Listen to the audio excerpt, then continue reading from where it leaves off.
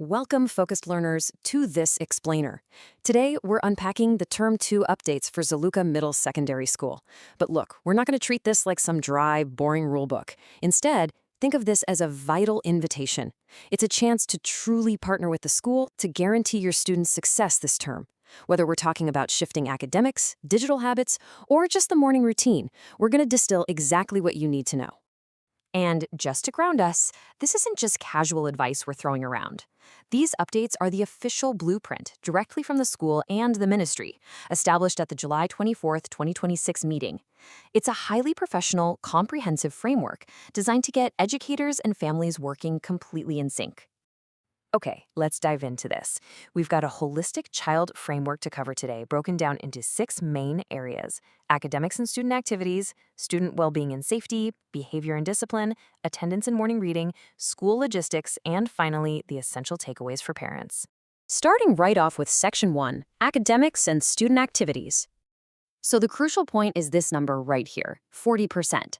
For 2026, the school has actually updated the assessment structure. Rather than treating classwork and exams as totally separate hurdles, they're now combined into a single overall passing score of 40%. Basically, this means continuous, everyday effort is just as critical as cramming for a final exam. Establishing a rock-solid daily study timetable at home, absolutely crucial right now. Now, where do you, the parents, fit into this? Well, the expectations are pretty clear. Create a quiet, conducive study environment at home and keep an eye on their progress. But, and this is a big but, you need to support their coursework without actually doing the homework for them. I know it's tempting, but let them do the work. Also, get them involved in co-curriculars. It's not just about having fun. That's where they build real-world leadership, confidence, and teamwork skills. Moving on to Section 2, Student Well-being and Safety. This brings us to a very serious and critical part of modern student psychology. The school is directly confronting substance use disorder, or SUD. They define SUD clearly as a condition where a person becomes dependent on alcohol, tobacco, drugs, or other harmful substances, despite their negative effects. By putting this front and center, the school is making sure we can talk about it openly and tackle it proactively as a community. The absolute best protection against substance use is early awareness.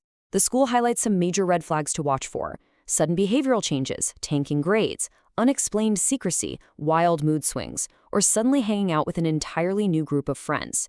The main takeaway? Strong family support and keeping a close eye on peer groups are true game changers. Teachers can see what happens in class, but you are the ones who will catch those subtle shifts at home.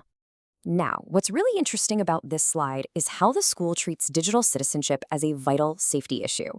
It's a stark contrast. On one side, healthy habits mean parents are actively managing screen time and keeping that online-offline balance in check.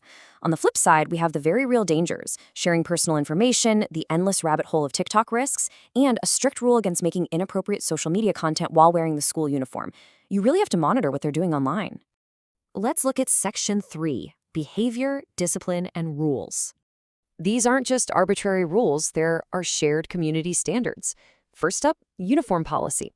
Students in classes 7 through X must bring their kabni or rachu on Mondays and during prayer times. Second, a very strict tech policy. Absolutely no mobile phones. If they bring one, it will be confiscated. No exceptions. But while the school is strict on tech, they're asking for softness at home. They're heavily advocating for positive parenting, meaning we should replace pressure and physical punishment with appreciation and emotional support. We also have to talk about bullying, both in person and online. The school stresses this heavily. Bullying is never, ever normal. The impact on a child is severe. We're talking intense anxiety, poor academics, depression, and even self-harm. Please talk to your kids. Tell them that if they see it or experience it, they need to report it to you or a teacher immediately. Silence doesn't help anyone. Let's move to and see how this builds into Section 4, Attendance and Morning Reading. This is all about the power of a daily routine. It's really a chain reaction. Step 1, show up on time. Because when they arrive punctually, they can actually do Step 2, fully participate in the morning reading program. And Step 3 is where the magic happens.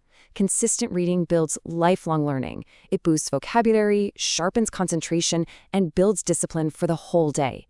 Now, of course, absences are going to happen. But if you have planned leave, you, the parent, must personally phone the class teacher. Seriously, do not let your kids craftily send a text from your phone without you knowing. It happens more than you'd think. And just so you know, repeated unexcused absences, especially missing that morning reading, will trigger a mandatory in-person meeting with the school. Section 5, School Logistics and Updates. All right, let's hit some practical campus rules. First, if you're coming on campus for any school function, pickup or drop-off, formal attire is required. And speaking of drop-offs, we need to fix the morning rush hour. To stop the massive traffic congestion, you must drop your children outside the upper gate parking or at the lower gate by the hand wash station. Please avoid driving directly into the premises. Also, just for total transparency, here is a quick staffing update so you know who is actually in the classroom this term.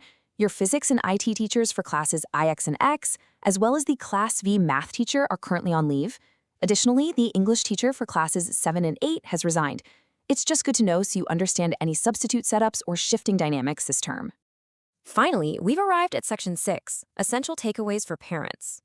If we boil everything from this holistic framework down, it rests on 3 core pillars. 1. Support learning at home by building strong study routines and monitoring their digital lives. 2. Reinforce discipline, instill those school values, and make sure they are walking through those gates on time every single day. And 3. Communicate. Talk directly with teachers and collaborate the second you notice an academic struggle or a behavioral shift. Which leaves us with this one defining question. How will you partner with Zilliqa Middle Secondary School this term to ensure your child's success? The school has laid out the framework, they've been transparent about the updates, and they've set the standard. Now it's all about taking these ideas and turning them into real action at home. Thank you so much for joining me for this Explainer Focus Learners. Stay curious, stay engaged, and let's make it a fantastic term 2.